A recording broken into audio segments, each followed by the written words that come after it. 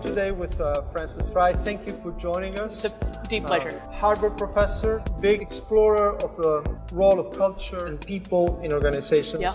And I just heard you speak about the role of diversity, but in a very different way, which is what role management plays when those two concepts are together. Many of us feel like when we get diversity, we want to celebrate. Like, so if it's all men and we bring in a woman, yay! And diversity without inclusion, without just having diverse people around the table, without creating the conditions for diverse perspectives to be brought up. And so we have to set the conditions for diverse people to thrive. I think inclusion is the way to do it. Organizations that can do that the best, they're the ones that are going to win. Do you have a recommendation for management on how to get that done? Yeah, we want to make it welcome. We want to bring whatever differences you have, please bring them to work. Like in whatever way you're diverse, bring it to work. And we want to celebrate and cherish the difference, because the more perspectives we have, the more robust our decisions are going to be, the more profound the excellence that we're going to achieve. I cannot perceive an environment of inclusion without trust. Yeah. What is your view on trust? If we could have one fundamental trait, it would be the ability to earn trust. And I find that it goes all the way back to the classics 2,000 years ago, but that trust requires, you are more likely to trust me if I'm my authentic self. Like if you believe it's the real me, if you believe I have rigorous logic, and if you believe that I'm empathetically in it for you. When we have those three things together, we're likely to trust one another. You mentioned being authentic. Authenticity is probably the most complex thing to achieve and to be able to show to people.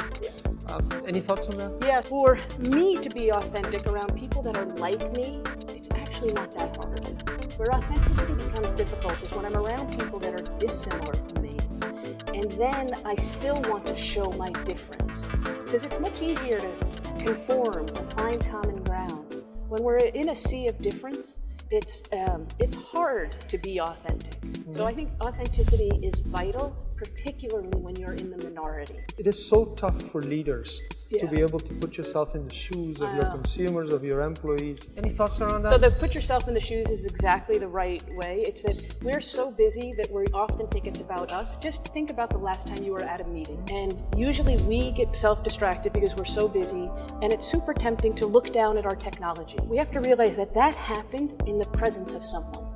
So in that microsecond, someone thought, what you're doing with your phone is more important than my presence. You've just broken trust with that person, and you didn't intend it. It's because you're super busy. And so I think for empathy, we really have to put our technology away, because I haven't met anyone who knows how to withhold it. And then just look at one another and engage in their point of view. What are you reading, or what do you recommend the audience to read? It's called The Founder's Mindset. It just is a lovely weaving through history and through organizations that have been founder-led, and when they succeed and when they don't. And it comes up with a really nice point of view about what sets the conditions for you. Wonderful. Thank you very much, Frances. I appreciate you taking the time. A deep pleasure. Deep pleasure.